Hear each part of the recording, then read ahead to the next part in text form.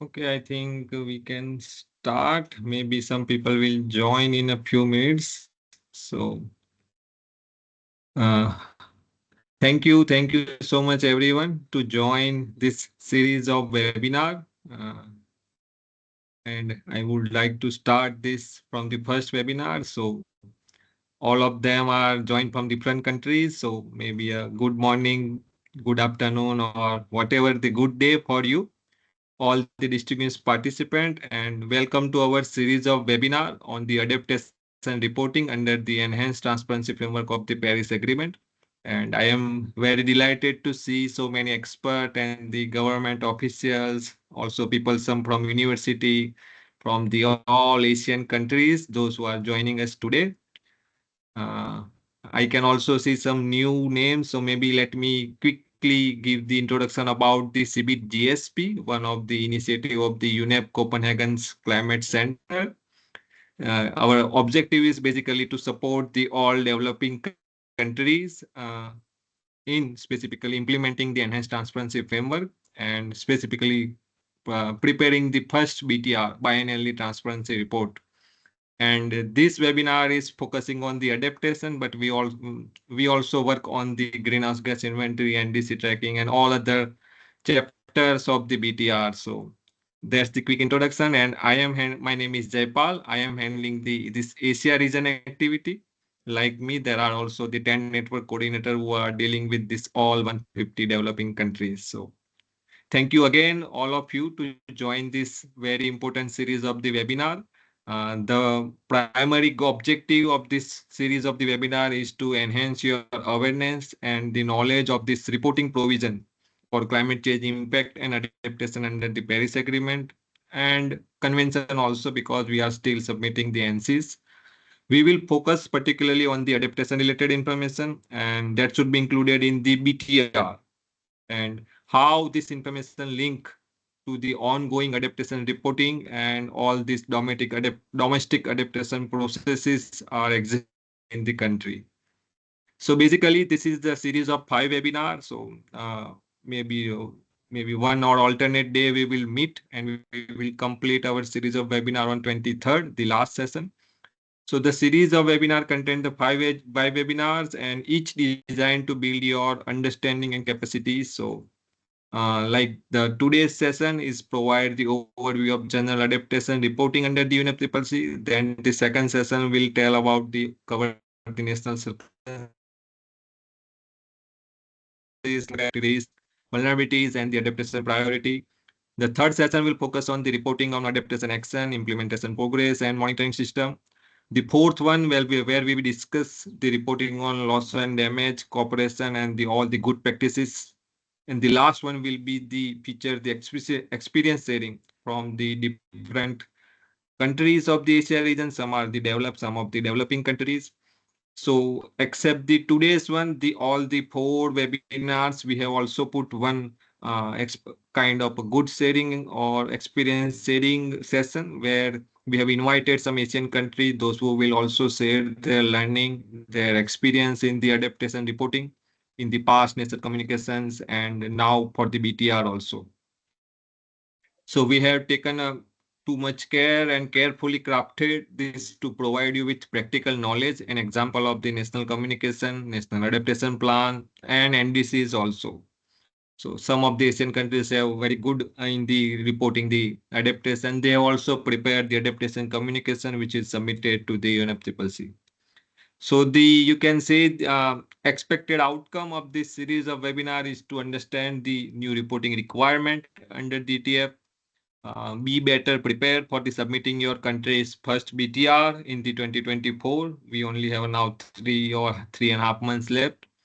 And to gain the insight into good practices and lesson learned from the other countries, maybe your neighbor countries or the regional countries, and had opportunity to also network with the peers and they share your own experience also. So each session we have also put some question and answer and discussion session. So this is not only the kind of one way interaction, we try to make it a more interactive, and we will try to give a chance to the all the participants to share their maybe a suggestion questions, whatever views they have about regarding the adaptation. So I would also like to highlight that those participants, we have received so many registration, but those participants who have attended all the 5 webinar series, we will also providing a certificate of participation to all of them. The digital certificate will send it to your email ID after the completion of the 5 series of webinar, recognizing your commitment to enhancing transparency and climate change adaptation reporting. And you all have registered and got the link for the first webinar, but for the next series of webinar, the remaining 4 webinar, you will receive the link for the subsequent webinar in your email directly, because this will be sent it to only people those who have attended today's webinar. As I told, we have received so many registration, but we will invite only people those who attended the first. Then you will receive the second one, and if you attend the second, you will receive the third webinar link. And we have a very rich program for this all this session, and filled with lots of presentation, country experiences, interactive discussion. And I encourage all of you to participate actively, ask question, and share your insight, maybe from the country, from the regional, from the global, whatever you have. We would also love to hear what is your experience about the adaptation. And Asia region are mostly in the mostly covered by the developing countries. So this is a very most important for the all developing countries. So thank you so much again for your attention, and let's start on this important series of the webinar together to strengthen our collective ability to report on climate change adaptation effectively. And in the next, in the today's session, we have our guest speaker or the my dear colleague Slezana Bundalo. She is also the global coordinator for the Eurasia region, same like I am handling the Asia region. So those people who are working from so many years, they are aware about this name, Slezana Bundalo. She is a very well expert in this adaptation process. And even if you have attended any UNFCCC webinar or the in-country or regional workshop on the adaptation, she is the trainer for that. And also for the some of you have also registered for the Adaptation Academy in the Thailand, which is in the plan in the end of this month. So Sridhana also going there and will teach you physically that what is the everything that you need to learn about the adaptation. And she holds more than 2 decades of the experience in this adaptation process, and not only adaptation but all the climate change related matter. And so this is a quick introduction of our speaker Slezana, but maybe I will also invite him to speak for 2 minutes, and then I have a one small Mentimeter, and we will also give we will also took one small group photo. So kindly prepare your camera for that. But let me quickly give the floor to this Lejana for the quick introduction. Yes, Lejana, please. Thank you. Thank you very much, Jaipal. Good day to everyone. I'm really glad to see so many people interested in adaptation reporting. As Jaipal already said, my name is Slađana Bundalo, and I'm coordinating our CBGSP network for Eurasia, but also I'm adaptation person for CBGSP project and working with many countries to support them in adaptation reporting and preparation their reports and analysis within the adaptation. So within this first initial adaptation training, we will provide you with an overview of the reporting instruments, including, of course, BTR guidelines, and also about some challenges and possibilities to avoid burden for the countries when communicating and reporting their adaptation. So in short, that's it for me. Jaipal, the floor is yours. Thank you. Thank you so much for the quick, brief introduction about the yourself and also the our series of the webinar. So I can see we have more than 50 participants. So let me take you to the small survey through a Mentimeter, where we would like to know about your what do you know about the adaptation, and so we have around 3-4 questions only. So let me share the screen for the Mentimeter, and I will also put the link in the chat box. So you can also directly click this link and open it. And we also have a, okay, I have posted the link in the chat box, but let me share the screen also. You can also scan this QR code.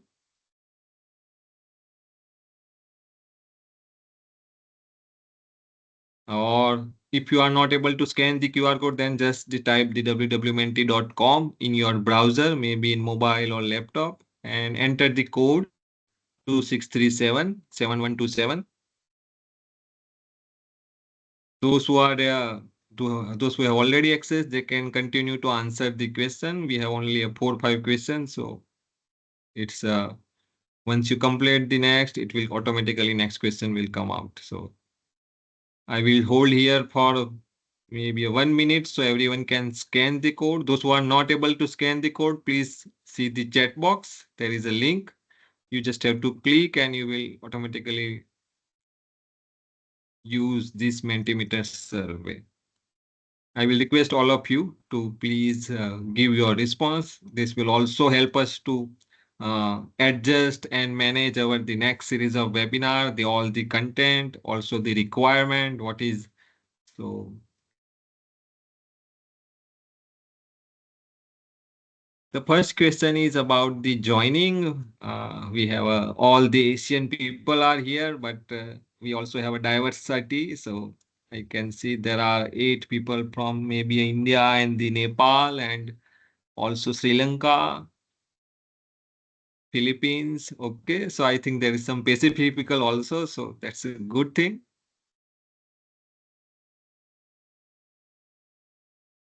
I can see around 28 response. So all those people who are still trying to join, please join the Mentimeter. Either scan this QR code or type the www.menti.com and enter the code 26377127. Or the best way is to just click the link in the chat box.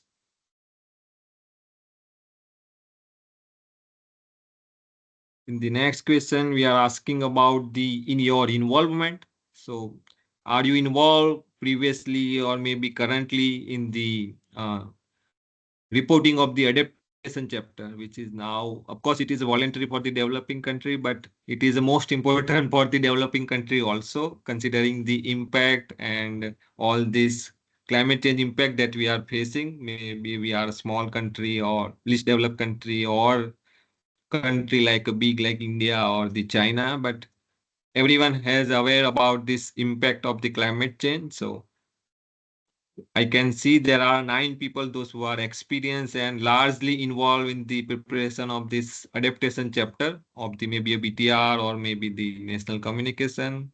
There are 14 people or 15 people are kind of involved, but 13 are the news. So I think we have a mix of the people, those who were earlier involved or now they are involved in the BTR.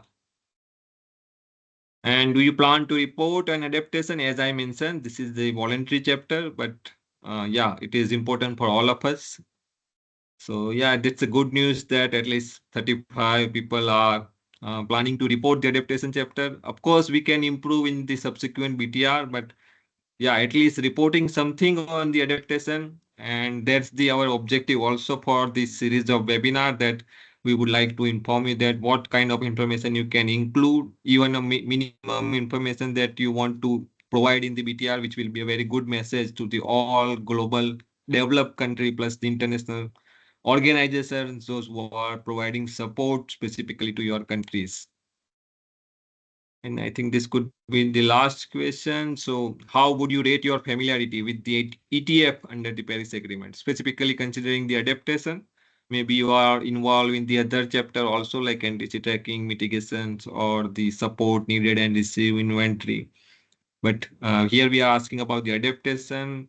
Do you know anything about the what is the how you can prepare the adaptation chapter under the ETF? Most all these countries have we have signed the Paris Agreement, and that's why we are following the enhanced transparency framework, and we have a standard format for the each chapter. So for the adaptation also we have chapter where we have to provide all necessary information. And I think after the completion, after once you attend the all series of webinar, maybe you are in a better position to say that yeah, we are very familiar with this reporting, and maybe you can also help your country in some way to improvise the chapter of the BTR.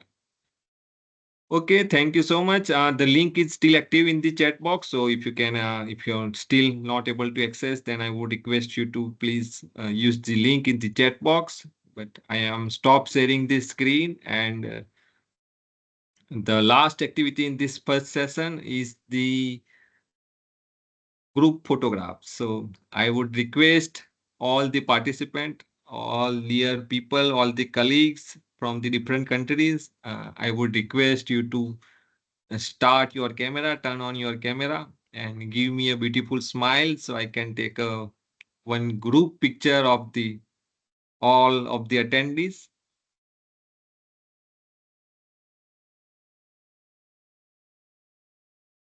I will wait for Jaipal, one. you want it now or at the end of Yes. the session? No, we are taking now photograph. Okay.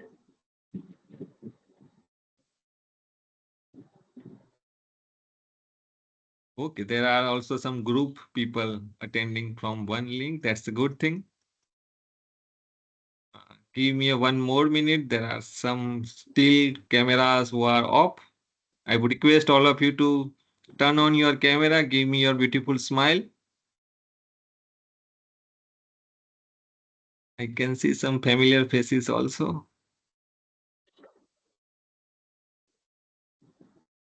Okay, keep smiling. I am taking the first snapshot.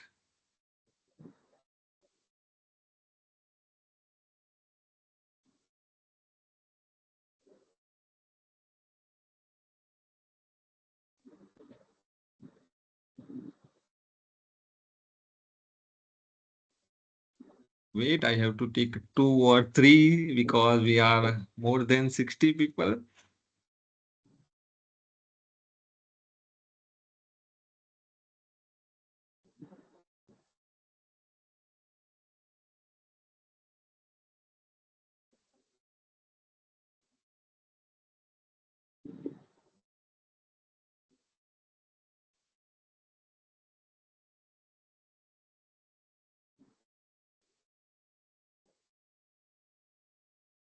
Thank you. Thank you so much. Thank you so much for giving me your beautiful face to show, and the uh, In the next session now, I will move to the invite my colleague Slezana Bundalo for the first session. So for this all, we have around 10 sessions. So this is the first session where we cover about the introduction to the adaptation reporting under the first BTR.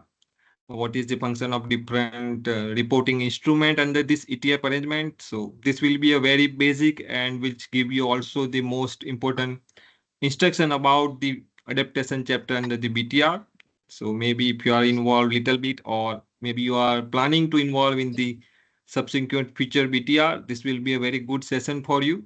And we will also have a question and answer session after so that, but you can use the chat function or you will also get a chance after the presentation to speak directly to the our speaker. So let me invite my colleague Slezana to take over the floor and start the first session. Thank you so much, Slezana, for joining this and agree to this series of webinar. This is not possible without you, and I am we are greatly appreciate your support from all the participants. Thank you. Thank you so much.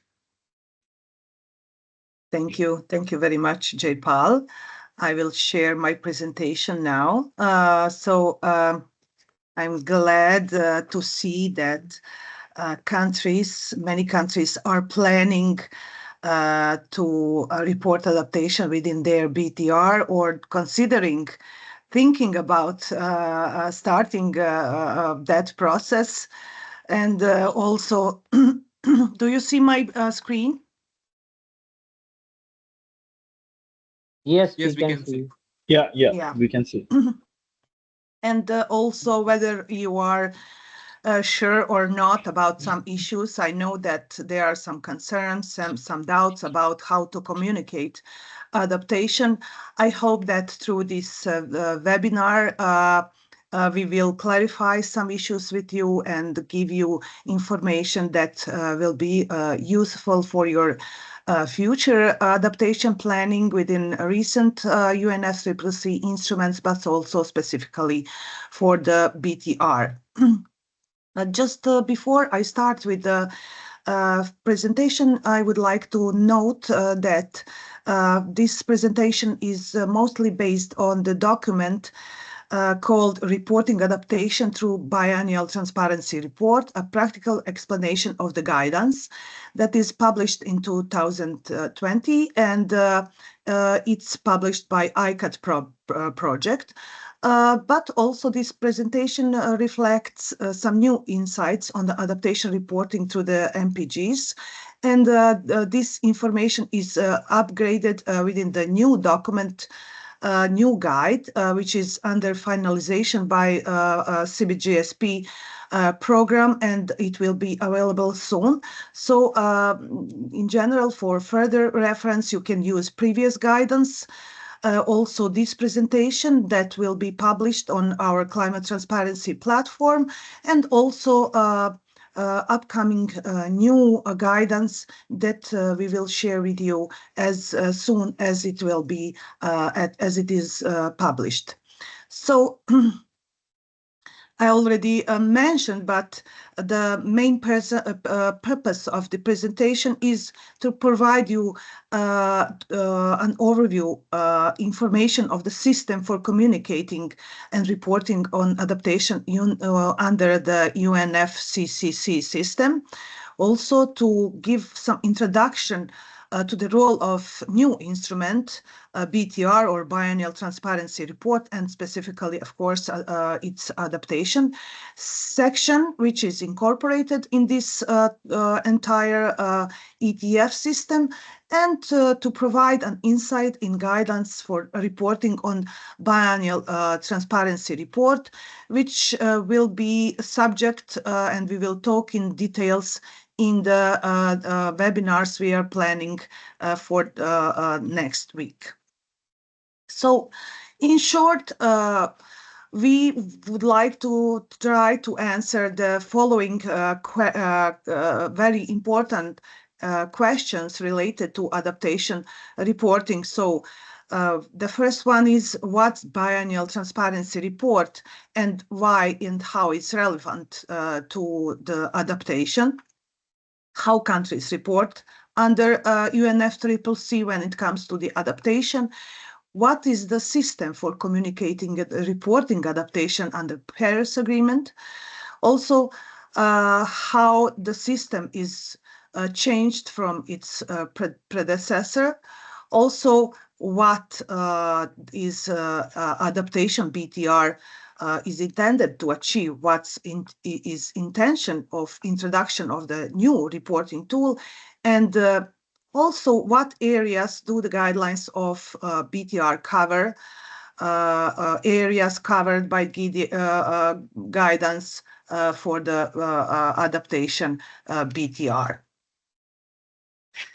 So just to start with the BTR in short, as this is just a short introduction to the BTR and its relevance to the adaptation.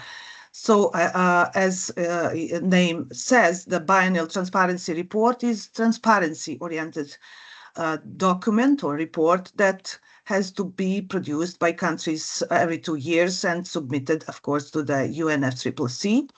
And it represents now a key component of the Paris Agreement transparency infrastructure, enhanced transparency framework, or in short, ETF.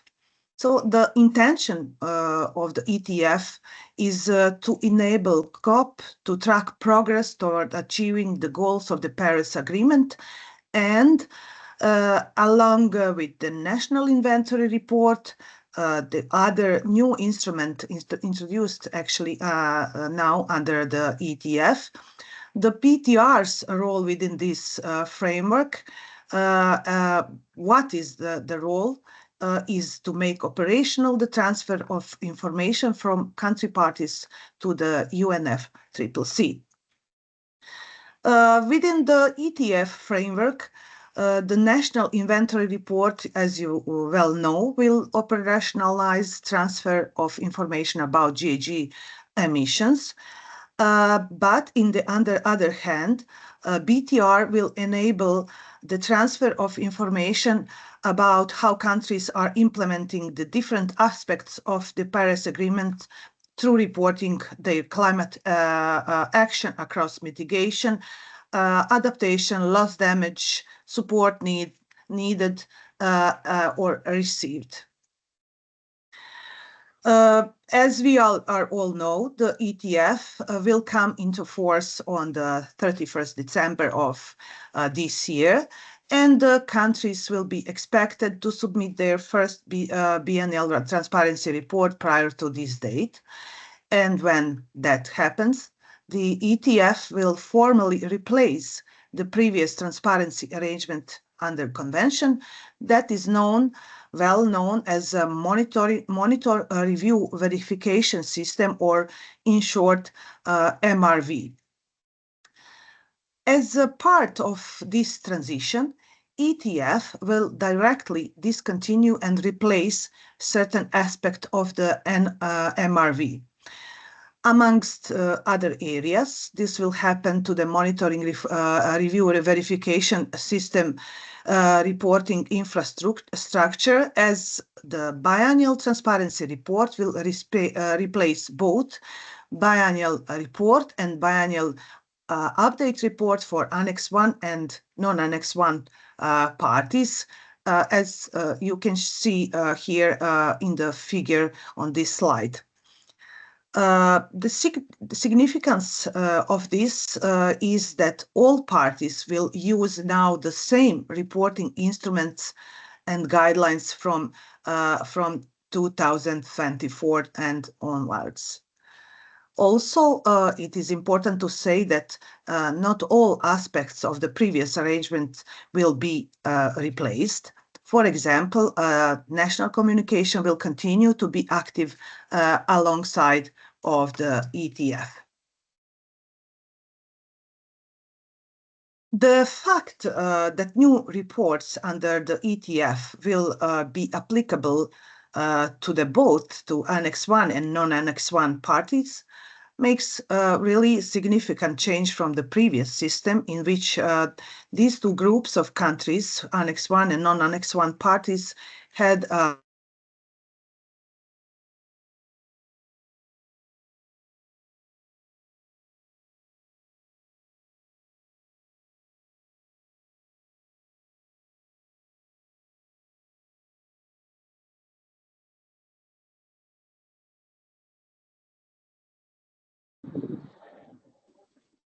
We seem to have lost audio. There is no audio. Let me check with this laser.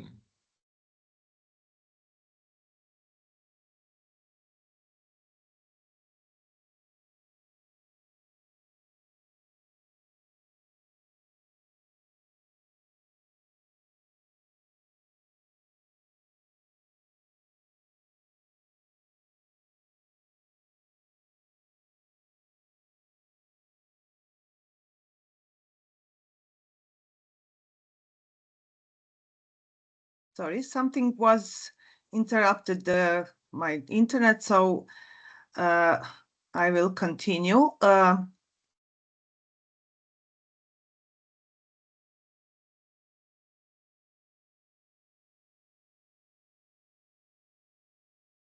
hope that this is the last slide that you saw. So I just talked that previous difference in reporting from Annex 1 and non-Annex 1 parties now will not be the case, because the BTR or its MPG's guidelines are equal to all countries. But also the next key difference between the ETF and MRV on adaptation action and is that ETF allows countries to report on adaptation action and loss and damage through adaptation section of biennial transparency report. That was not possible within the biennial report or biennial update report format, and now means that adaptation can be reported also on every 2 years through the BTR. Previous to this, adaptation was only intended to report on every 4 years through national communications. So how countries communicate and report under the UNFCCC? Since 1994, countries have been systematically communicating and reporting to UNFCCC regarding their national situations, meaning GHG emissions, vulnerability to climate change, capacity needs, and also about the actions they have taken to implement the convention, meaning how they're planning and implementing mitigation and adaptation actions and providing and receiving support. The reasoning of providing this information has still and also it remains to provide COP with necessary inputs to assess the overall impact of the convention's implementation. Also, these reports are a vital means for exchanging information about how each country is implementing the convention, and actually what they are doing, and for highlighting issues, problems, gaps, and constraints for non-annex that non-annex countries are facing. According to the actually, in the beginning, the process was being conducted through the submission of the national communications, but as UNFCCC demanded for more specific and deeper information on, for example, on needs, priorities, plans, etc., etc. So these needs has grown on time. The range of the instruments available for communicating this information has also grown So according to the Paris Agreement and its decisions, there are now 5 instruments available under the UNFCCC that countries can use to communicate and actually report on adaptation. And these are, as you well know, national communication, national adaptation plans, national determined contribution, adaptation communications, and finally the new one, biennial transparency reports. Additionally, countries can also communicate on adaptation plans through unilateral instruments which are actually not associated with the UNFCCC system. And most significant such report is National Adaptation Plan, Program or Strategy, which these reports are essentially same or very similar to the NAPs, but these are implemented unilaterally. All of this resulting in potential confusing and a mixture of the different instruments with partially or sometimes significantly overlapping functions and mandates. So this mixture can be framed and we call it like a loose system for communicating and reporting on adaptation. So what is that loose system under the Paris Agreement? System on reporting on adaptation under the Paris Agreement refers to how the 5 adaptation relevant instruments loosely work together to facilitate transfer of the information between countries and UNFCCC. In order to understand how this system works, instruments can be broadly divided into groups. Like first group is planning-oriented instruments, and the second one is reporting-oriented instruments, as you can see here on this slide. Actually, a difference between planning-oriented and reporting-oriented is based on whether an instrument primarily function is to communicate forward-looking information about, for example, countries' adaptation ambitions, priorities, and plans, or to provide backward-looking information on the progress country is making towards its adaptation goals or implementing its adaptation plans and actions. So you can see planning-oriented instruments are here noted as NDC, NAPs, equivalent national adaptation plans and strategies, adaptation communications or ADCOMs. Then under the reporting-oriented are national communication, BTR, adaptation communications. So to try to visualize the difference between planning-oriented and reporting-oriented instruments, this figure shows how forward-looking information from the planning stage of the national adaptation process is documented in planning-oriented instruments. For example, how is documented assessment of the vulnerabilities, setting adaptation priorities, targets, and deciding on adaptation efforts in NDC, NAPs, etc. It also shows how forward-looking information from these planning-oriented instruments later feeds into reported oriented instruments or provides information to them and is then updated by backwards-facing information concerning how the implementation of these plan strategies, etc., has gone. The figure here also demonstrates how information from both types of the instruments should feed into global stocktake and also to the next cycle of the adaptation planning. In practices, classifying an instruments as simply just planning-oriented or reporting-oriented is not always that clear or clearly distinguished, as most instruments tend to include both types of information.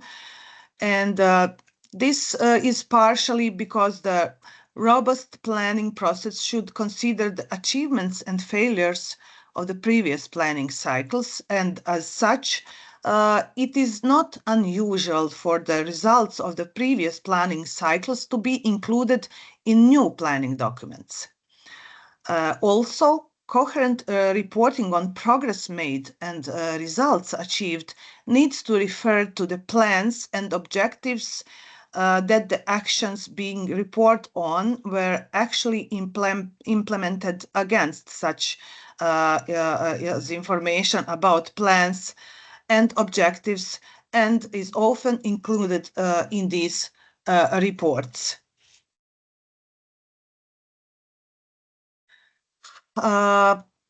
Also, in some cases, these instruments are simply used differently by different countries. For example, national communications are also sometimes used to assess vulnerability and identify potential adaptation options, as well as to report on what has been implemented.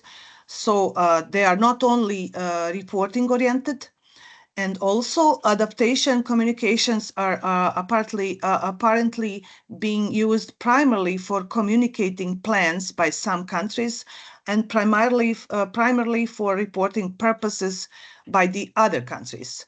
And that's, as you can see, the adaptation communication appears in both columns in the table below. What this means actually, this means actually that there are a number of the arrangements available for communicating and reporting adaptation. And it seems that for most countries, their system would look like something like the figure presented on this slide. That shows that the main flows of the information of the different planning and reporting on oriented instruments that you can see on left side of the figure, and main flows of the information between instruments used by countries and relevant UNFCCC processes used to review and analyze this information, which is shown on the right side of the figure. So from the left side, on the far left, you can see that forward-looking information about countries' national adaptation process, for instance, their climate pledges and their ambitions, vulnerability to climate change, adaptation needs, and adaptation actions that they planned, are generally found across the countries' NDCs and national adaptation plans. Meanwhile, when moving from these instruments towards the reporting-oriented instruments on the center left of the figure, we can see that this forward-looking information should feed in either national communication, adaptation communication, or biennial transparency report, in which countries should be taking stock of their various adaptation goals, plans, actions, and providing backward-facing information that informs us about the progress that is being made and what the results of this progress has been. In this diagram, the reporting-oriented instruments are illustrated as being submitted together, something that is actually possible for countries to do when submission deadlines of these reports overlap. While choosing to do this, this is up to the individual country, and it represents an efficient means of streamlining on one's reporting commitments for adaptation and beyond. In theory, information about progress and results should feed back into adaptation planning process and therefore into future planning-oriented instruments, as countries should be taking stock on what they have achieved and learned thus far and adjusting their plans and strategies accordingly. So as we move on the right side of the figure, you can see the different UNFCCC-driven processes that are relevant to information about adaptation submitted by countries. These processes are divided in two types: review mechanisms that you see on the center left of the figure, and provisions for increased ambitions and compliance on the far left. The right side of the figure demonstrates that there are relatively few UNFCCC processes that are applied to information about the adaptation. For instance, while much of the information submitted by countries concerning their mitigation activities, GHG emissions, and this information had traditionally been reviewed extensively under the convention, information submitted about adaptation is only reviewed if it's included in national communication of the Annex I countries. Meanwhile, of the mechanisms designed to increase ambitions and compliance on the Paris Agreement and the Convention, only global stocktake really considers adaptation information. So what are the component parts of this system? The first one is NDC, which is used to communicate a country's top-level ambitions and pledges, high-level goals and commitments to undertaken flagship actions. The NDCs of the developing countries often include information on information needs as well. Inclusion of an adaptation component in NDC, as you know, is voluntary. To different level, countries also include supplementary information that provides information like backward information about their national circumstances and vulnerability to climate change. So in future iteration of their NDCs, countries also may choose to include information about their progress towards achieving pledges made in their previous NDCs. So we are moving to the national adaptation plans or NAPs, which are used to communicate the process and outputs of countries' NAP process to the both domestic and also international audiences. NAP process is UNFCCC endorsed semi-structured adaptation planning process designed to assist least developed countries and other developing countries to formulate and implement strategic plans to meet their medium-term to long-term adaptation needs. The NAP document, the plan, is actually output of this process. The NAP as a document, is a strategic planning document that describes a country adaptation strategy, adaptation goals, defined priority areas, proposed planned actions, etc., and the background context upon which strategy is based. For example, information about countries' national circumstances and results of assessment of the country's vulnerability to climate change.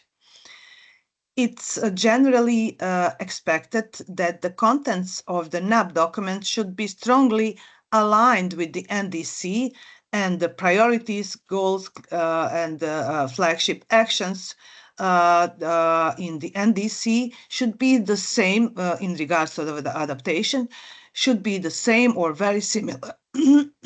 Pardon? Same or very similar to those underpinning the NAP. Information in the NAP, however, is likely to be much more detailed than the one in NDC, and also includes vulnerabilities, priorities, and actions described in more detail than in NDC, which is typically briefer and more high-level document. So equivalent national adaptation plans and strategy, another instrument, is a non-UNFCCC endorsed national adaptation plan and strategy, which are documents that perform largely the same role as NAPs, which are UNFCCC endorsed. In other words, they are still strategic planning documents that describe countries' adaptation strategies or plan. And the only significant difference is that they are being conducted outside of the UNFCCC process. Usually, these instruments are used by countries that are not targeted by NAP process, like developed countries or some non-LDC developing countries.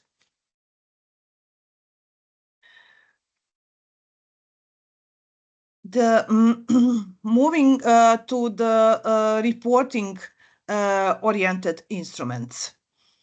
The first one is, of course, national communications. And these documents, reports, were the original communication and reporting instrument under the UNFCCC. National communications were initially designed as a means of capturing all activity under the convention, including, of course, adaptation.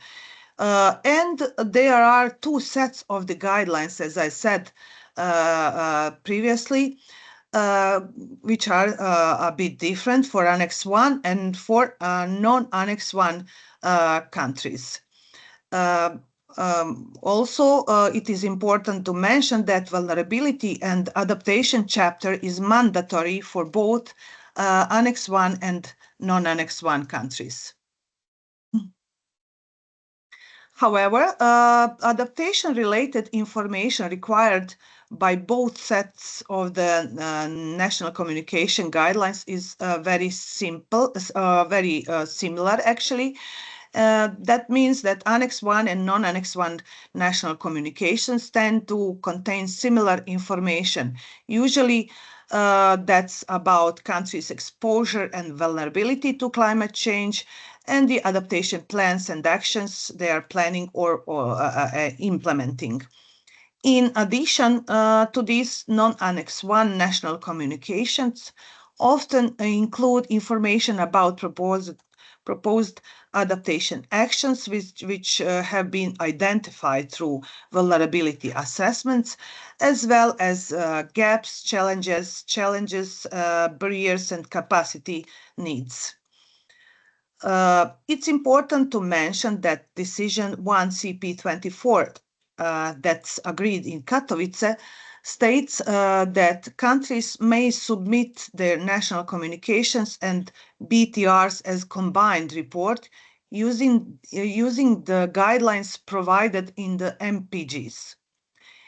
In these combined reports, as per Decision 1 CP24 stipulates that the areas of research and systematic observation and education, training, and public awareness that are not covered by the MPGs should be prepared according to the guidelines provided by the Decision 6 CP25 and 17 CP8 as appropriate. This is actually a specific indication that BTRs and NCs should be submitted together. Countries don't have to do that, and in general, we consider that as a good opportunity. So biannual transparency report is a main reporting instrument under the ETF, and the BTRs are considered as a reporting-oriented instrument. As such, there is a clear overlap between the functions of the BTRs and national communications. Also, there is a huge overlap between adaptation-focused guidelines for these instruments, and countries using both instruments will need to be careful just to avoid duplicating efforts when submission deadlines of these two instruments overlap. Even that knowing that adaptation reporting is voluntary, the guidelines for the BTR's adaptation section are significantly more detailed than they are for the national communications. And there are some differences. For instance, they include extensive guidelines relating to reporting on results of monitoring and evaluation of the adaptation, and emphasize aspects of the national adaptation process that possible missing from many national communication, for instance, adaptation priorities and monitoring and evaluation. Then request information about how principles featured in the COP decisions over the years have been integrated in planning and implementation processes, for example, stakeholder engagement, gender consideration, traditional knowledge, etc., etc. Overall, it is anticipated that adaptation section of the BTR will be more comprehensive than past and present national communications submitted. The next reporting instrument under the UNFCCC is adaptation communication. This instrument, adaptation communication, is established by the Article 7 of the Paris Agreement, and the official purpose of this reporting instrument is to increase the visibility and profile of the adaptation and its balance with mitigation. Then to strengthen adaptation action and support for developing countries, provide input to the global stocktake, and enhance learning and understanding of adaptation needs and actions. Also, the Paris Agreement states that the adaptation communication shall be submitted as a component of or in conjunction with other communication documents. That meaning that countries should submit an adaptation communication at the same time as or as a part of another report, which, as we know, sometimes can stating that another report represents one's adaptation communication.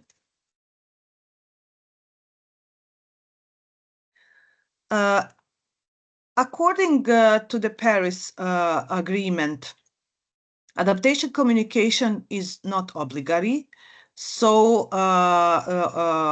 countries are not obliged to submit adaptation communication.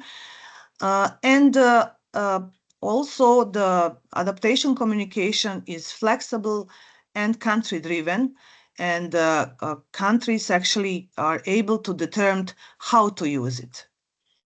Aligned with this, guidelines for the adaptation communication contains 9 general high-level elements that you can see on the left side of this slide, and these elements closely reflect information requested by the guidelines for the BTR.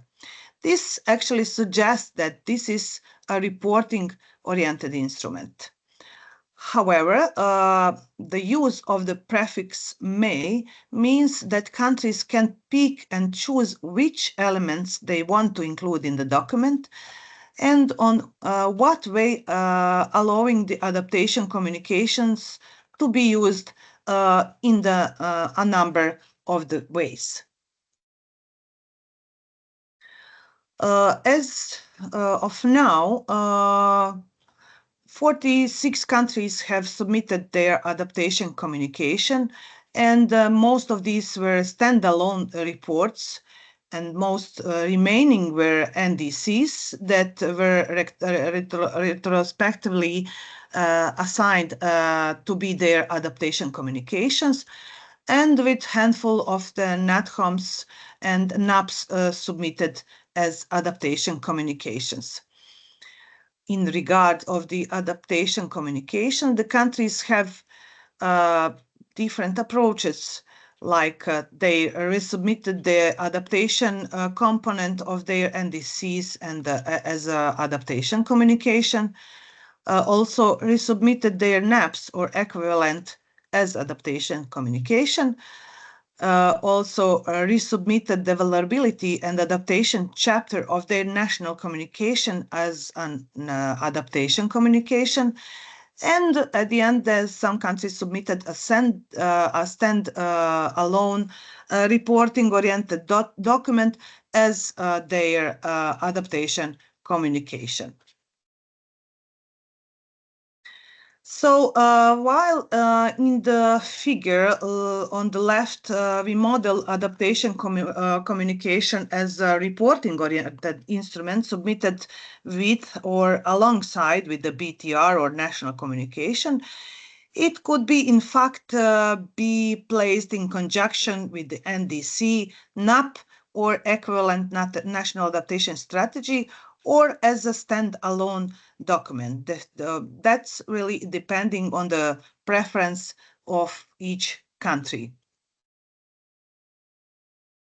So how this new system under the Paris Agreement has changed from its predecessor?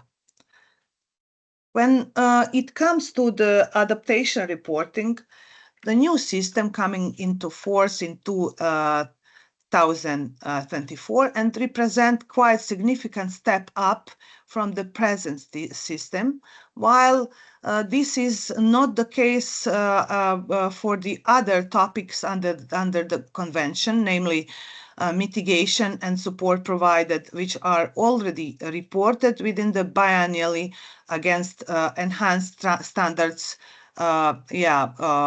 in biennial reports and biennial updated reports.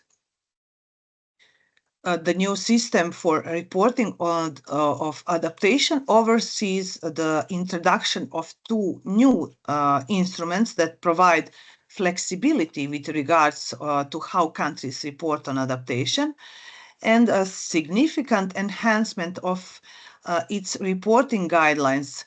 For example, as you know, guidelines for the BTR are more complete and detailed than those for the national communications, and use the much stronger language.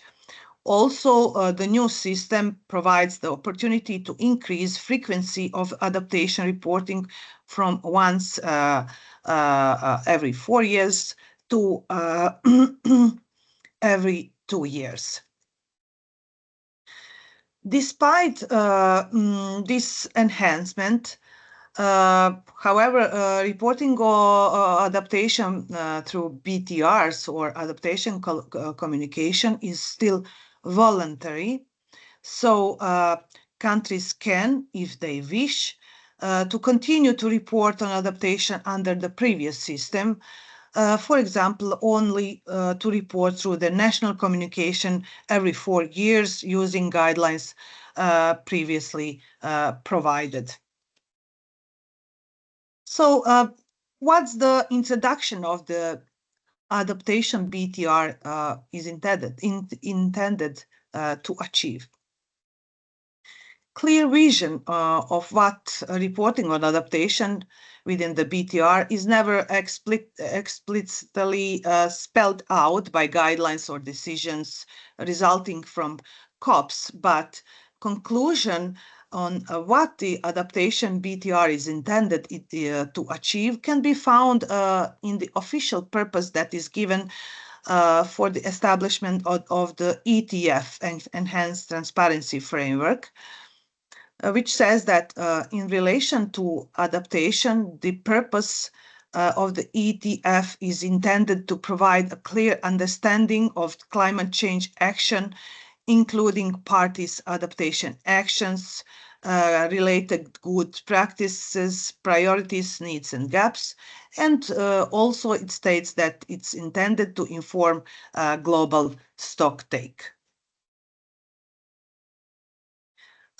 This supports the conclusion that adaptation BTR is intended to have a similar function to the adaptation chapter of the national communication, and actually mean to provide a snapshot of the country's national adaptation processes. As you know, it should include information, national communication. It should include information about countries' vulnerability to climate change, how it's adapting to that vulnerability, and any adaptation needs or gaps that countries may have. Also, this purpose is provided in Decision 18 CME A1 that suggests that intention of the BTR, intention of introduction of the BTR is to contribute to collective pool of good practices and lessons learned in adaptation, also to facilitate recognition of the adaptation efforts from developing countries, and to contribute to the collective understanding of the status of adaptation at the global and regional level. This suggests that BTR is intended to facilitate a reporting that is more comprehensive that is presently submitted and goes and actually more complete when it comes to the levels of the details, and enables sharing of good practices, knowledge, and lessons learned. Both these conclusions supported both these conclusions are supported by the contents of the actual guidelines for the adaptation BTR that we will look at next. So finally, something about the BTR.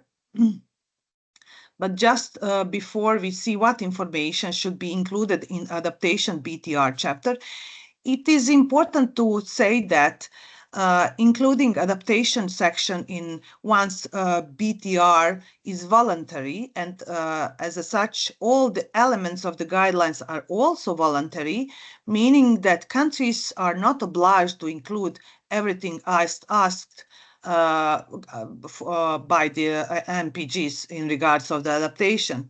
Also, this means that the process of the reporting of adaptation in the adaptation BTR is entirely country-driven exercise, with countries therefore able to take whatever approach reporting they desire, including what information they choose to include and how they choose to include it. Majority of the requests made by the guidelines for the adaptation reporting using prefix parties should. That means that parties are suggested to fill this request if they can, but they are not obliged to do so. Other requests use prefix parties may, which is actually less stringent and means that a request is considered optional and not necessarily suggested. So what information is requested by the guidelines? Guidelines are provided adaptation reporting with the 9 sections from A to I, which serve to divide many requests contained within the guidelines into general areas of the informations. As you can see, the titles of each section provide a very good indication of what kind of the information should be included in an adaptation BTR. As expected, the major share of the guidelines are focused on how countries should report on their national adaptation processes, which is included in section A to F, highlighted on this slide. That providing instructions on how countries should report on provisions of relevant background information, like their national circumstances and climate change impacts they are expecting. Then their adaptation priorities and barriers to adaptation, adaptation plans, policies, and actions, and finally, to the progress made in implementing these plans, policies, and actions, and their outcomes and impacts, and monitoring and evaluation of adaptation process. Alongside the guidelines for the reporting on adaptation, section G, highlighted here as a green, contains guidelines that allow countries to report on loss and damage in their BTR if they wish to report loss and damage, which is actually through the BTR introduced as a reporting possibility within the unofficial UNFCCC. This is for the first time. Meanwhile, section H, highlighted in blue, signifies that adaptation BTR should also contain information about related activities that support adaptation. For example, guidelines within this section ask countries to report on international collaboration and networking events that the country is involved in, and efforts to strengthen systematic observation systems and research related to adaptation. Finally, section I, highlighted here in yellow, does not concern a specific sub-area for adaptation or a related theme, but allows actually countries to include any other information related to climate change impacts or adaptation, which are otherwise not covered by the guidelines. So this was the end of the presentation. I hope that this was informative for you, that some things about the adaptation reporting in general are more clear to you. And if you have some questions, please, you can ask.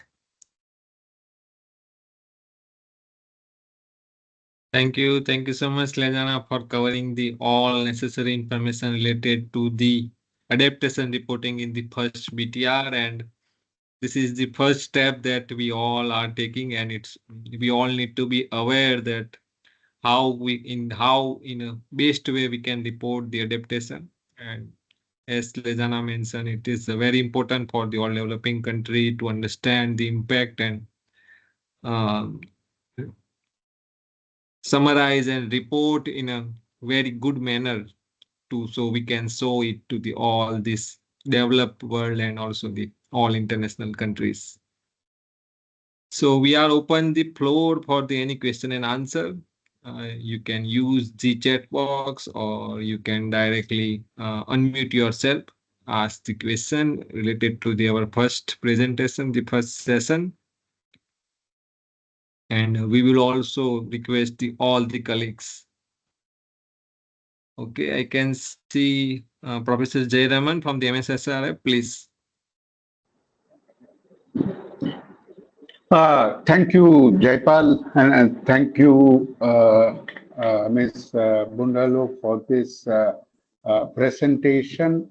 It was very comprehensive and very useful. I am associated with the adaptation chapter for our BTR, and so we, of course, followed with some interest. Just one question, I think, a comment. First, a question. You said that the NDCs, the NAP should be aligned to, strongly aligned, it should be aligned to the NDCs. So the word should, which you use there, is that formal UNFCCC requirement in a decision, or you were just describing what you think it should be? I just wanted to be clear on that.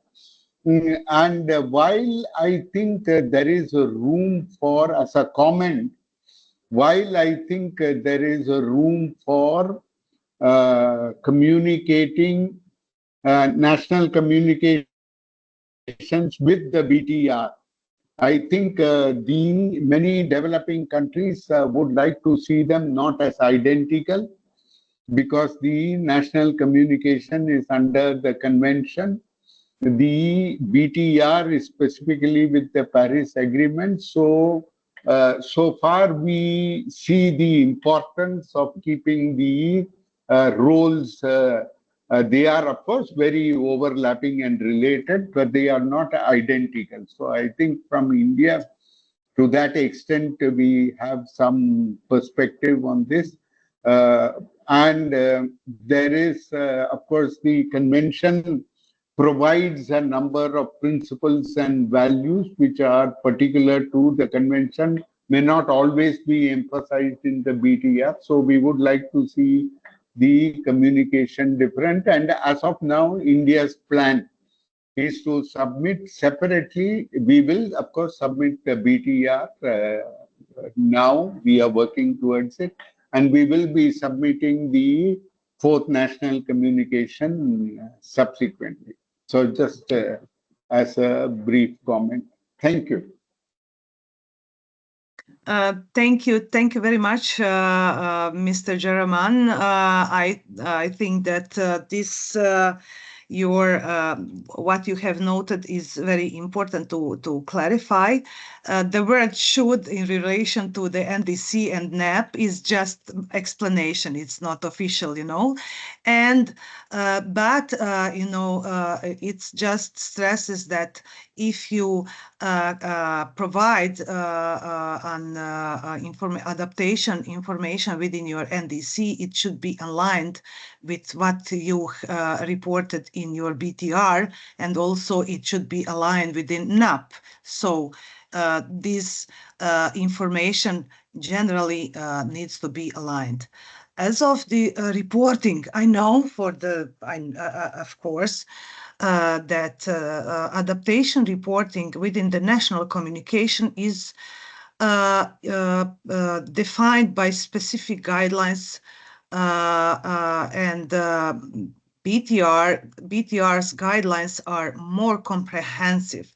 So in that context, nobody will say that you have too much information on adaptation within your national communication. So as much as you wish, you can use also to provide information within your national communications.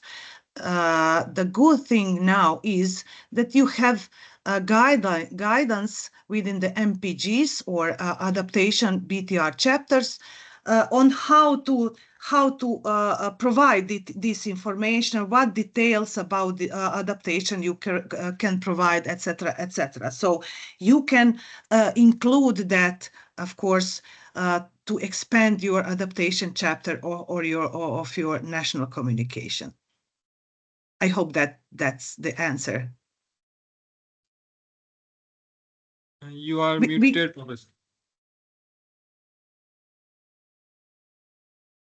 I just wanted to very quickly add that Certainly, I think speaking for ourselves, we see adaptation is an evolving subject.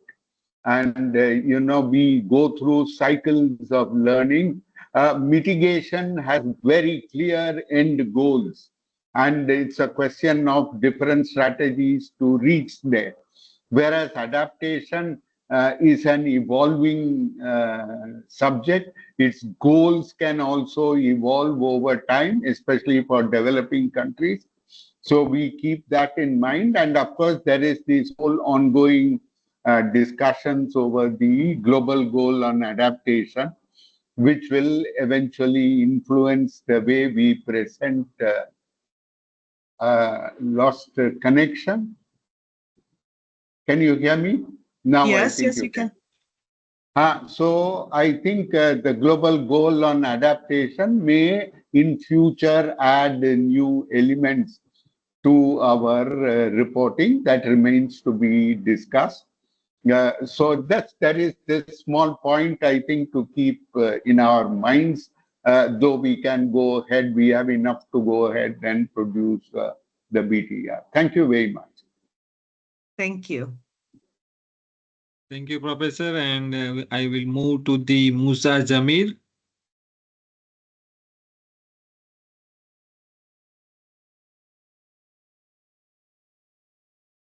Musa, you can unmute your mic and ask your question or any suggestion you have?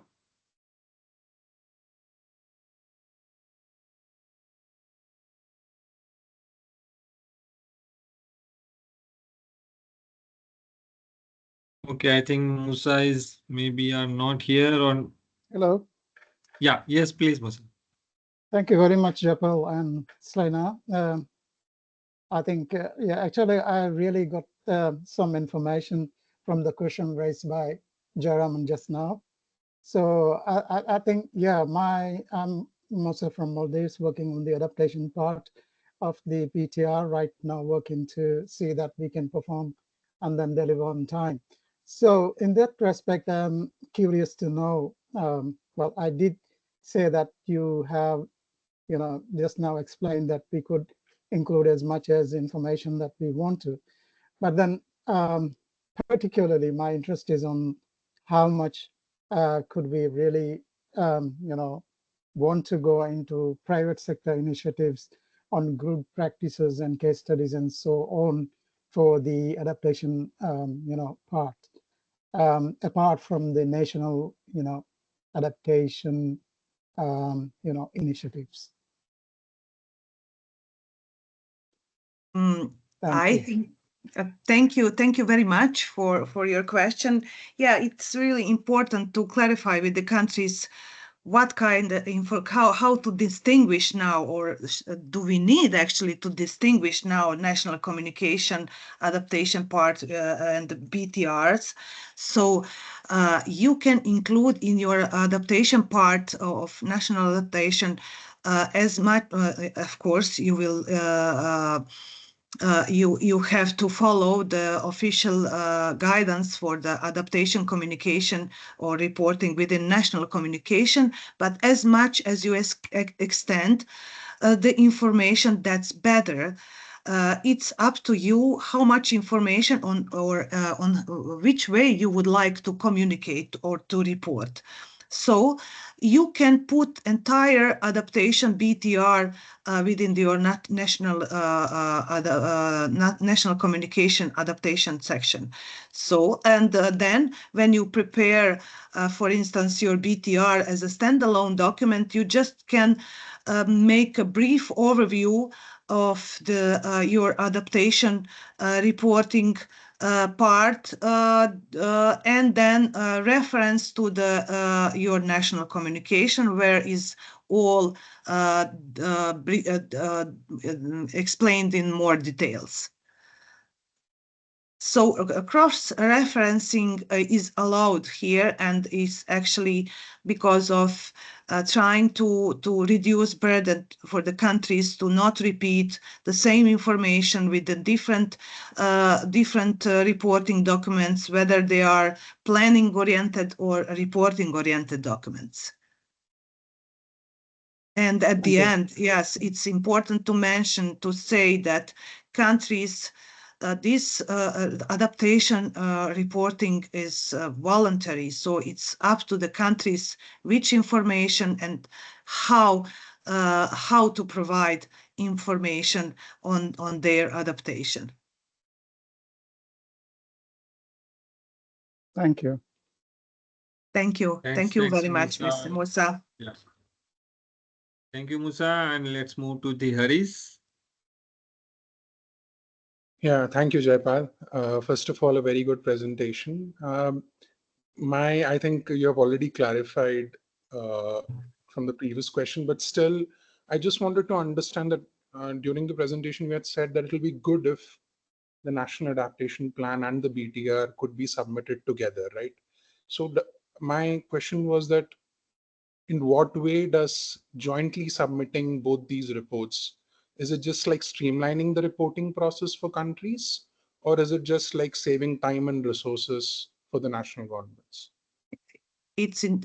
Thank you very much for this question. It is about, I would say, both, to reduce your time and resources on both, and to avoid overlapping of the information within the two documents, etc. This means particularly it's related to adaptation communication, which is entirely dedicated to communicate adaptation, as its name suggests. But what is really important is for countries to try to there are possibilities to avoid overlapping, but and avoid duplication of the reporting as much as it is possible. In my next presentation, I will also mention some instruments for countries on how to report on different instruments. Thank you. Thank you. Thank you, Haris. Yes, Mr. Ghulam Rasul. Thank you very much, and thank you for a very comprehensive presentation. I'm sorry I was late joining this webinar because of some issues with my computer. Anyway, I attended the last part and it was really informative. I hope I will get the whole presentation, copy of whole presentation. So that will help me to understand better. But at the same time, I would like to ask about this is first time exercise, and there is no agreed format of reporting as BTR. So what do you think if digital mechanism is evolved to report adaptation, what progress is made in NDCs, and those are reported in national communications. So that if that platform comes in, and that should be a uniform digital platform, so that every country or every user can see the developments with all the countries. Thank you. Thank you very much. Yeah, is that the question? Yeah, this is the point which I wanted to share. Thank you. Yeah, thank you. Thank you very much. Yes, there is no specific format for adaptation BTR in general. But and also it's important to say that MPGs provide just the guidelines or information type of information that you can report through your adaptation part of the BTR.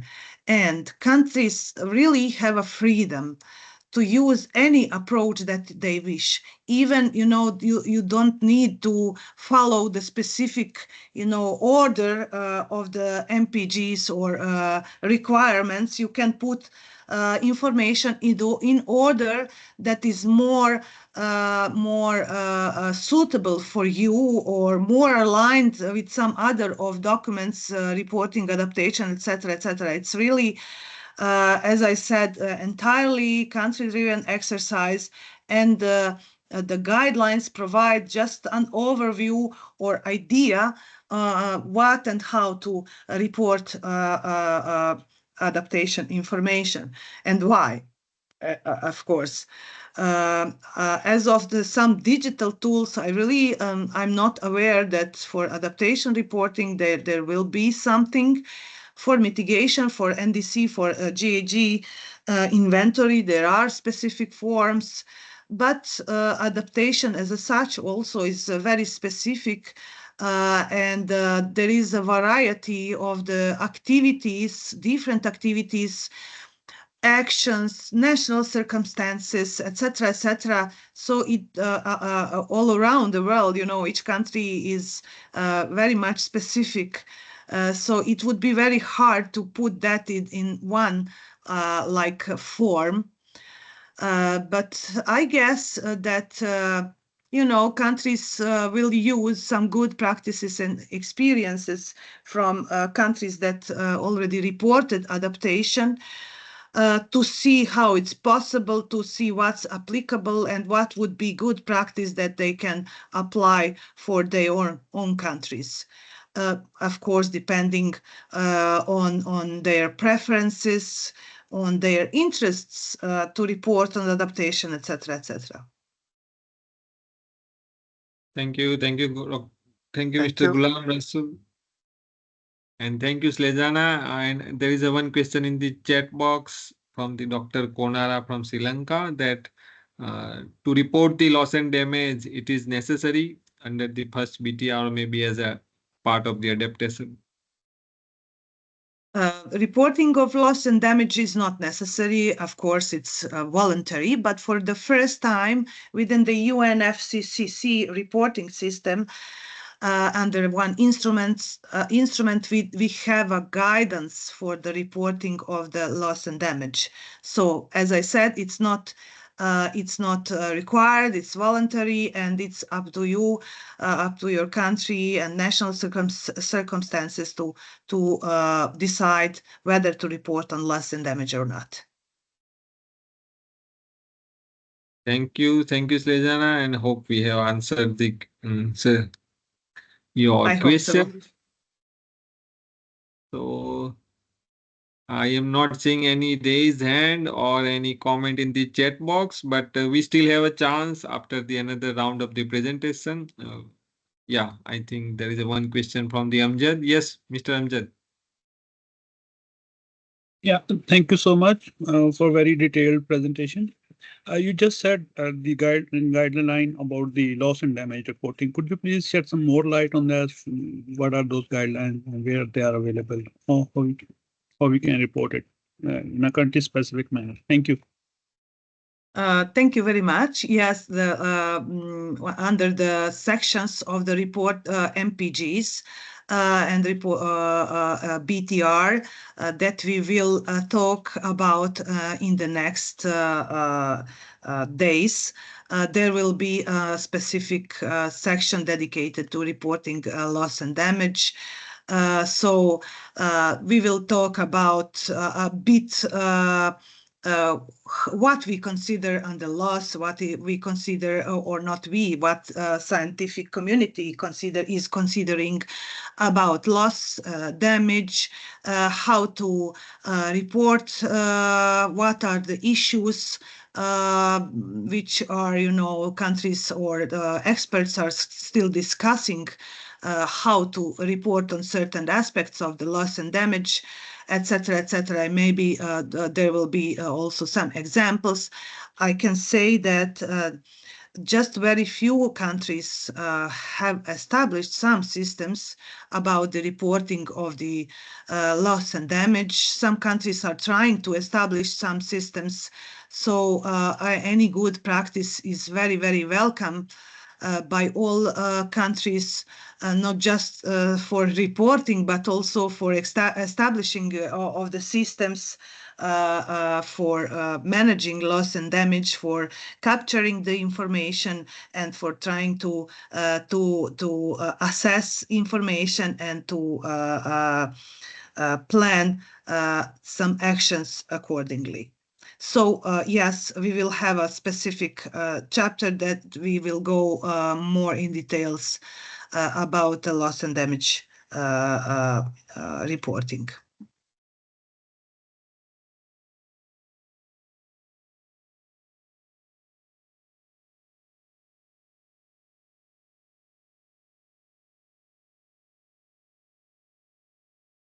As I can see,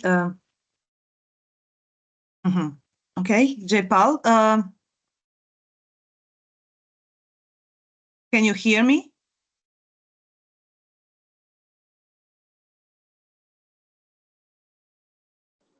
I can hear you. hear you. Now we can hear you. Yeah, I saw frozen screen, so Yeah. Okay, so I think thank you all the participants for the very good questions. So let's move to the next round of the session where our expert Slejana will tell you about the main purpose of the adaptation reporting and why and how should country can report a very good adaptation chapter. And after this session, we also will open this session for question and answer. So if you still have anything related to the first presentation or the second presentation, please take advantage of this Q&A session after this PPT. So yes, Lejana, please. thank you. Thank you very much, Jaypal. Let me share the presentation. Can you see the screen? This is the first slide of the next. So let's talk more about. Can I have a quick question about the time frame? I thought we were running 11:30 to 1:30 Indian time, but is there a change? Because I see it is already almost 1:10. So could you clarify? Yeah, we are running a little late, but yeah, I think this is the last session of the presentation, and then we have only a discussion session and the closing. Yes. So maybe 50, 20 minutes, maybe we are running late. So we are closing at maybe at 2 p.m. Indian time. We will finalize because we have other appointments, so I was wondering whether we could stay with the time and carry it over to the next session. Is that possible? Of course, if the speaker is not available, etc., I understand. But we would like to listen, but we have other meetings and commitments to attend to. Just for clarification. Yeah, don't worry. And I'm sorry that we spent a bit more time than you expected, but you are free to, if you have some obligation, it's totally okay.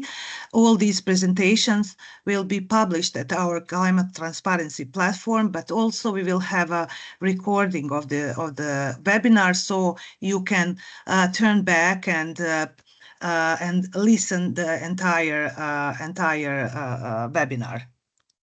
Okay, thank you very much. So my apologies, I might have to drop off, but thank you again.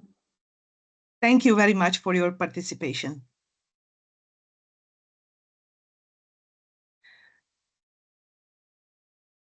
So let's move and discuss a bit more about the purpose of the adaptation reporting. So what we would like to stress here is to expand information on the relevance and reach of the adaptation reporting We would like also to note some trade-offs between comprehensiveness, depth, and usefulness and viability of the national reports when it comes to the adaptation, and also to present some ideas and mechanisms for reducing duplication of efforts and unnecessary burdens related to reporting. So as mentioned in previous presentation, the general idea behind reporting on adaptation to the UNFCCC is to inform the COP negotiations, associated processes about how the reporting country is vulnerable to climate change, where the reporting country wants to be in relation to its vulnerability to climate change. For example, what is the vision, what are the priority areas, goals, targets, etc.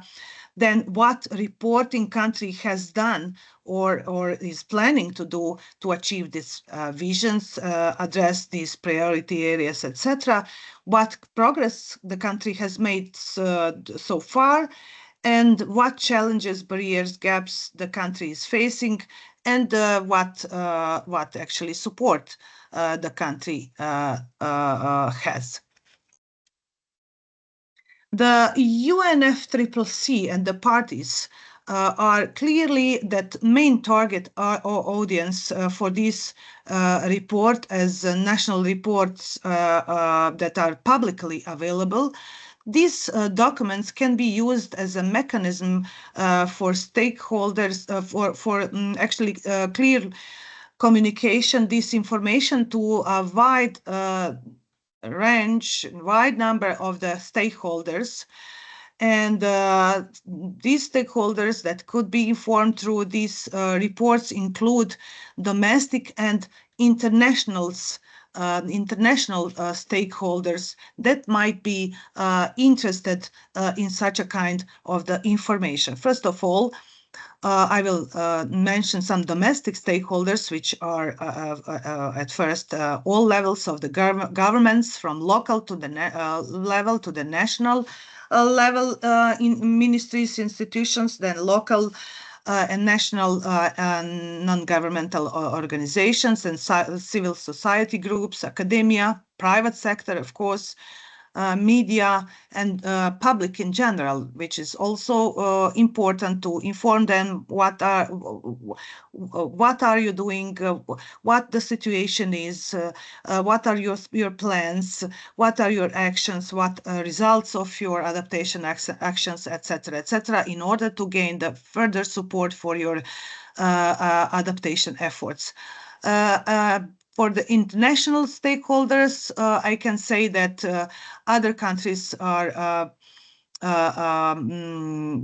very important audience for all of your reports, whether in UNFCCC or COP capacity, then other countries as a bilateral potential bilateral donors, then multilateral donor organizations such as GCF, GEF, etc., then international NGOs, international partners for project implementation, of course, academia and research institutions, and the private sector. Whether or decision on whether or not a country will take advantage of this sharing your reports, it's of course on the country, but for countries that see value in this, however, leveraging reporting documents like national communications and BTRs as a mechanism for communicating with other audiences will mean actively tailoring contents, depth, and focus of these reports to match the informational needs, information for the target stakeholder groups. This is completely possible within the framework provided by the various guidelines of the national communication, BTR, and adaptation communication, as the guidelines for these instruments do not tell countries how to include this information, and doing so would not change the substantive content of addressed by the report. Further, to the certain extent, national reports submitted to the UNFCCC will engage these stakeholders regardless of whether they are considered during its preparation, but simply because they are high-level profile and these documents are publicly available. So if countries wishing to leverage these reports in this manner, they have to consider which other stakeholders are interested in engaging with this report and what information do we want to provide them with. So also, is it relevant information about the subject area, theme, or sector available? And when addressing these areas, are we providing enough details and clarity about the topic to meet informational needs of stakeholders in target? So what I mean here, if a country wishes to demonstrate that they are prioritizing and addressing the needs of vulnerable groups like women, minorities, etc., it would be good and beneficial for them to include descriptive information about what is the government's ambition in the area, in this policy area, and what's being done to realize this ambition. For example, how gender is considered and integrated in adaptation planning. Likewise, clearly and comprehensively articulating specific vulnerabilities, adaptation, priorities, and support needs in a highly visible public documents is likely to provide your country with a stronger starting point for negotiations with the multilateral and bilateral donors. It could also provide other actors with your own government, like staff frontline ministries, subnational, national, local government, and non-state actors, with a stronger starting point to develop and implement relevant policies and actions and mainstream adaptation consideration in their existing decision-making processes. In addition, as mentioned in the previous presentation, reporting on adaptation also has potential yet important role in contributing to the collective pool of knowledge and good practice regarding the adaptation actions and approaches that countries are very willing actually to share among them. Also facilitating the recognition of adaptation by the developing countries and furthering our collective understanding of the status of the adaptation at the global and the regional levels. Also, countries wishing to use adaptation reporting to realize any of these possibilities would need to consider this as their scope. So during the scoping and the preparation of their reports, for example, countries wishing to communicate good practices, experience they have, or lessons, may need to consider which good practices, lessons learned are priority to communicate, and if the information being provided is sufficiently clear, detailed, and complete for relevant readers or targeted readers to be informed enough to be inspired and act upon. Something about potential trade-offs between comprehensiveness and depth and usefulness and viability when reporting on adaptation. So we stated today that reporting on adaptation through BTR is intended to be more comprehensive than the reporting that is generally being done and practiced through national communication. Also, it's intended to facilitate sharing lessons and good practices. and it can be utilized to communicate with a range of different stakeholders outside of UNFCCC and COP processes, etc., etc. There is clearly trade-offs between trade-offs that can be made when preparing these reports, as the report, as you know, cannot be and cannot cannot be all things at all times. Also, even if it could, it's likely that such a report would be too heavy to be useful to the most, if not all, readers. So will be too comprehensive to, understand and to be useful for further analysis. Also, there are clearly issues relating to how viable it is to try and to achieve everything possible through the reporting, given resources constraints that all countries have, more on less. And as such, when producing your adaptation reports, countries will be tasked with balancing what they want to their reports to achieve, the level information they want it contain, and the key messages they want to communicate against what is possible to provide given the resources that countries have. So something about reducing duplications and efforts to reduce burdens, reporting burdens. There are some mechanisms for reducing duplications of efforts and undue burdens.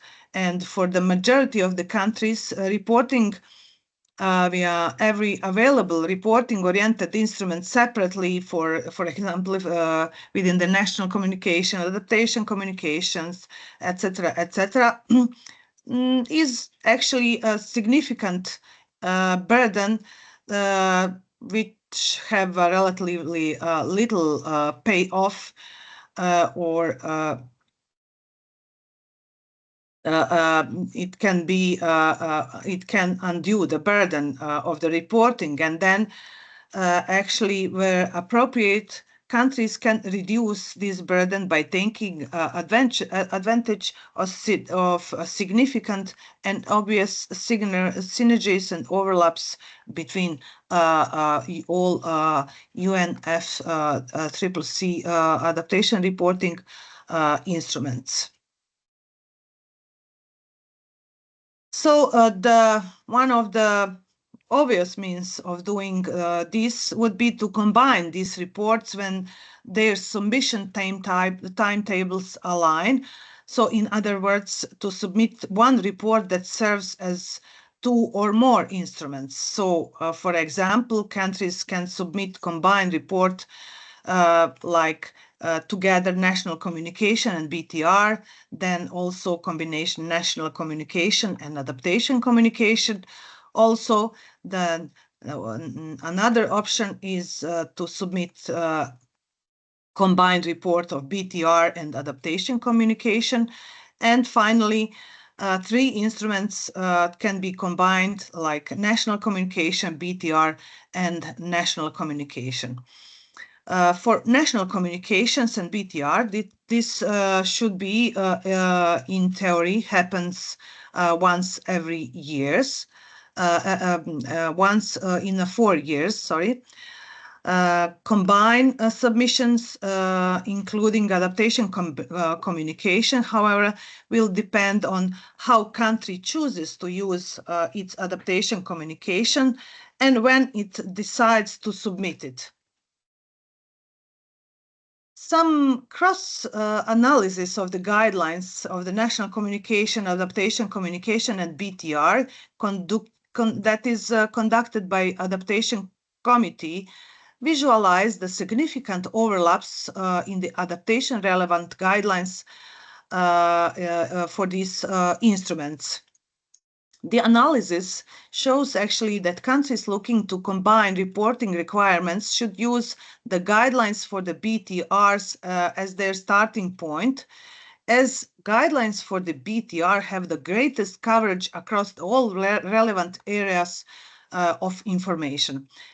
In fact, the only things missing from the BTR, according to this analysis, are the guidelines for providing information about implementation and support needs for developing countries, and guidelines for providing information about how adaptation action is contributing to the objectives of the other international frameworks like SDGs or SDGs framework. Countries that want to include this information in combined reports would need to report on these areas using the relevant guidelines for other instruments. In the case of the two areas mentioned, this would be the guidelines for the adaptation communication.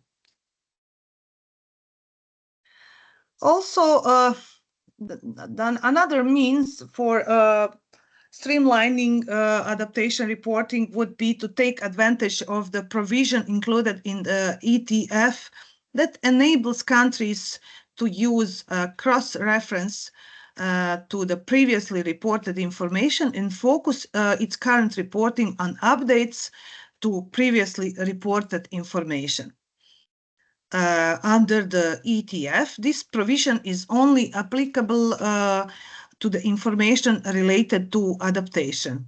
However, it is very significant as it provides country with an effective means of reducing the quantity of the information that they need to include in their actual BTR document without necessarily leading to the information being lost. Cross-referencing would most obviously apply to UNFCCC reports and could be used, for example, to refer to the results of the climate change projections and vulnerability assessments in the previous reports, for example, in the national communications, when these projections and assessments are still represent the latest analysis and assessments available to the reporting country. In the other words, that this means that this information had not been updated since the national communication is in question that is published. So, however, there is no reason why countries cannot also use cross-references more generally, like hyperlinks, to direct readers to the other documents and resources that contain additional or relevant information that is not included in the main report. About this hyperlinking, I will talk more and also with some examples in the following presentations. So this is just like I'm mentioning this here just as a possibility. That possibility is actually efficient mean of providing certain stakeholders with special information that may be too long or technical to be included in the main document. However, for this to work in practice, the resources that readers are directed to will need to be in the same language as original document or in language understandable by intended audience or online and publicly, actually, and they need to be online and publicly available. Countries using this opportunity should be aware that not everyone, even those who should be interested in this additional information, will click on these links As such, some impact will be lost by including information like this, like short information, like links.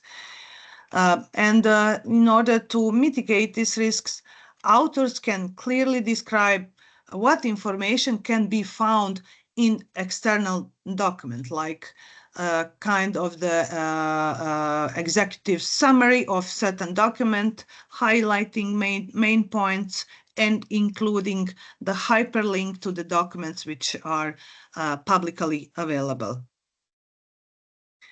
So thank you. Thank you for your attention. And please feel free to ask a question.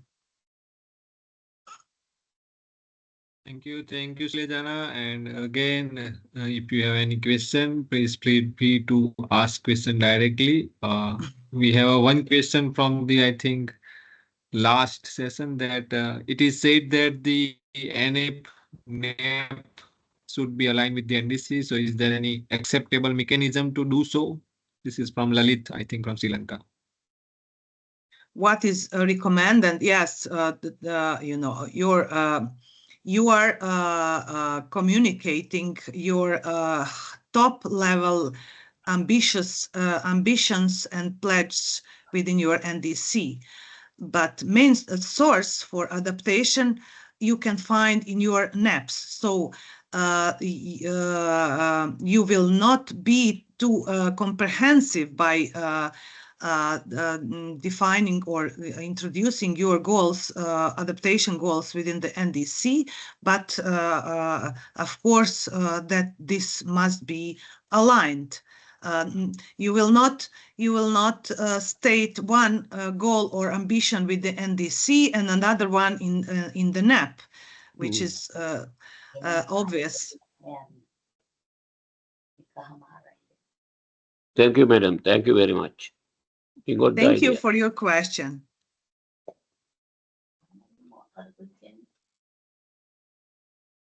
Yeah, please, Sugandhi. Hello, this is Sugandhi from Sri Lanka. Thank you very much for the very informative presentation. I have one question regarding the combined submissions, because while we were supporting Ministry of Environment to develop the proposal to JEF for BTRs and Fourth National Communication, we submit the proposal first as a BTR as a standalone report, BTR1, but BTR2 and Fourth National Communication as a combined report.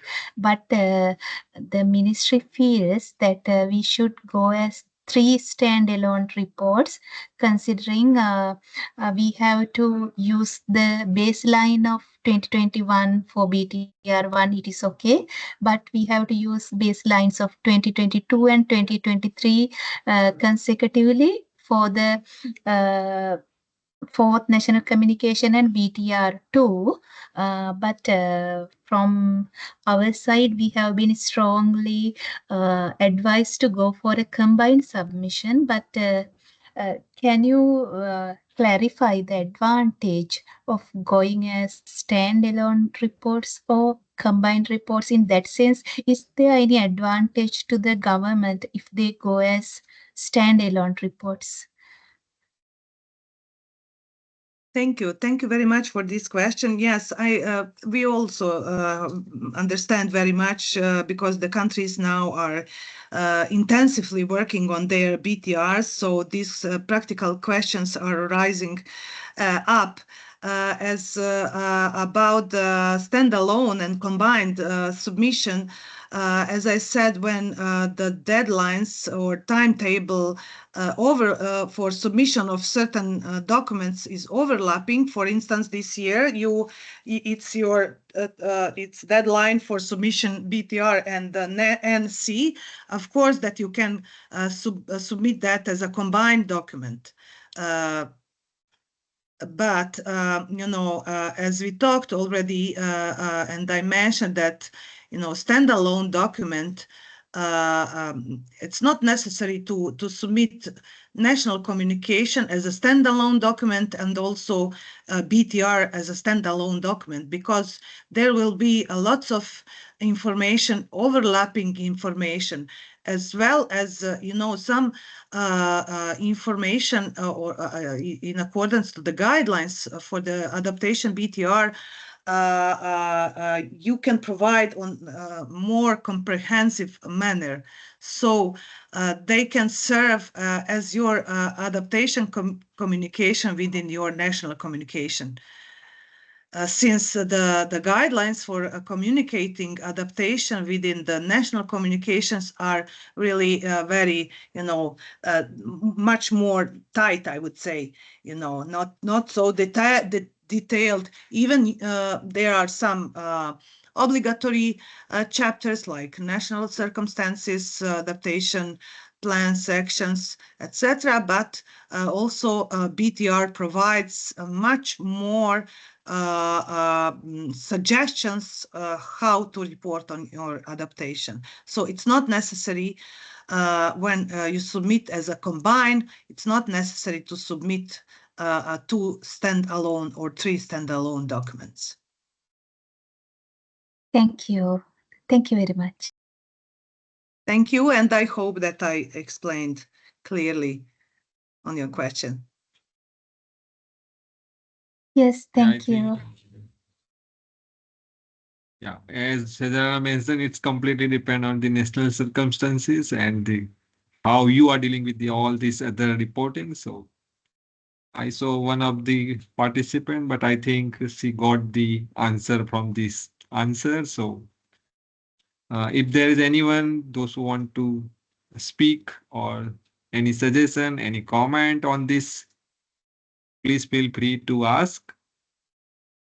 We have also prepared some very small 3 questions. So we also want to, this time maybe I will try to do with the Mentimeter. So I am posting again the link in the chat box, but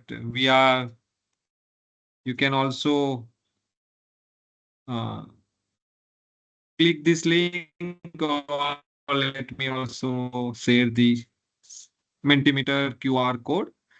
So this is just a small 3 question you have already saw in the agenda. We have also posted that. So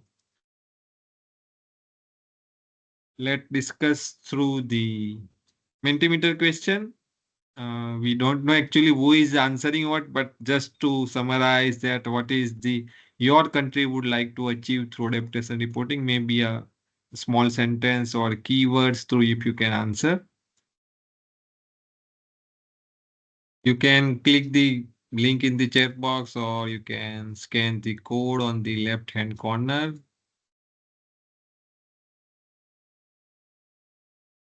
And till we are receiving the response, if there is anyone those want to speak something, please feel free to use the chat or the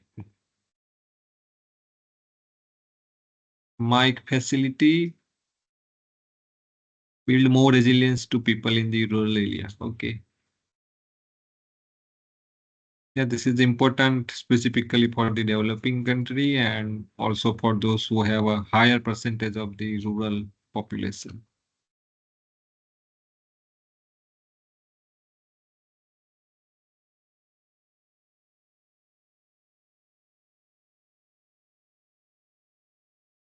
Anything that you think about through adaptation, it is not necessary the country's view, but your personal view is also the important.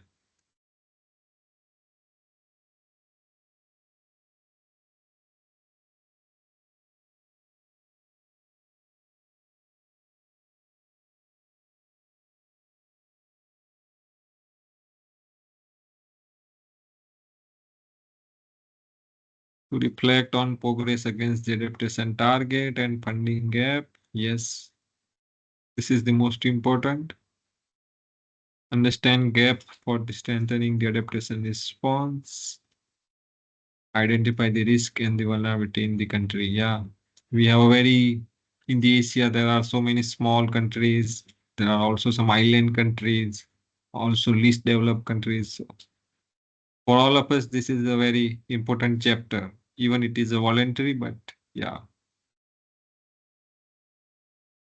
That's why the all developing country are also fight for the loss and damage. And this is a good chance to report whatever you want to report for this.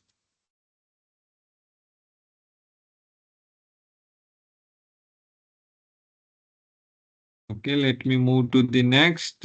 What would be the optimal combination of UNFCCC instrument for reporting the adaptation?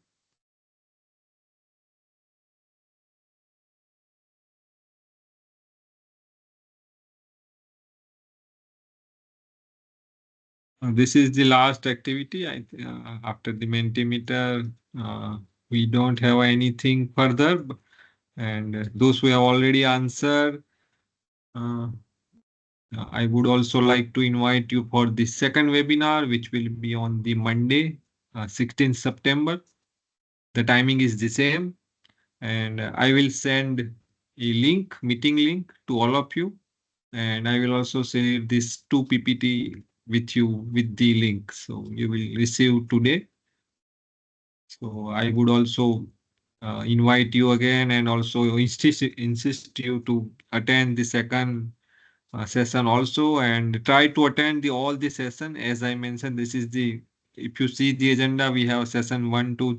So we have completed the 2 session and all the session are interlinked. So if you miss something, then it will be you will not enjoy all the other webinars. So I would request all of you to attend all the 10 sessions. Yes, I think BTR and C. Yes, BTR and C and adaptation together, or the NAP is alone and BTR. These are the available option. And the last one is the how much do you as a country want to report on adaptation? Is that a political decision? You have already decided to report, or anything that you want to say related to your country experience? This is completely anonymous. We don't know who is responding what, but anything that you want to share.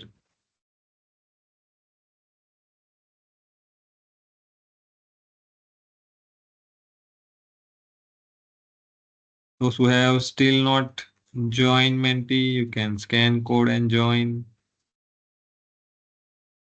Okay, it is a political decision. For someone, it is a national policy. Good.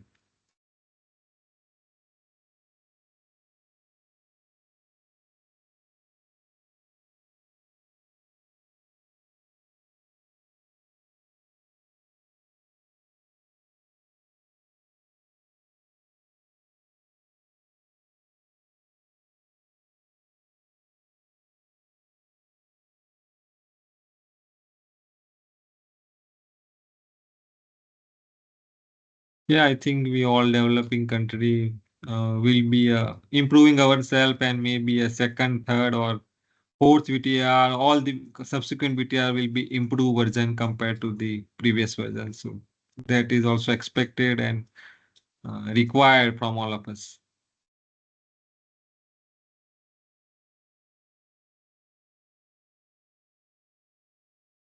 National strategy, national level decision. Yes.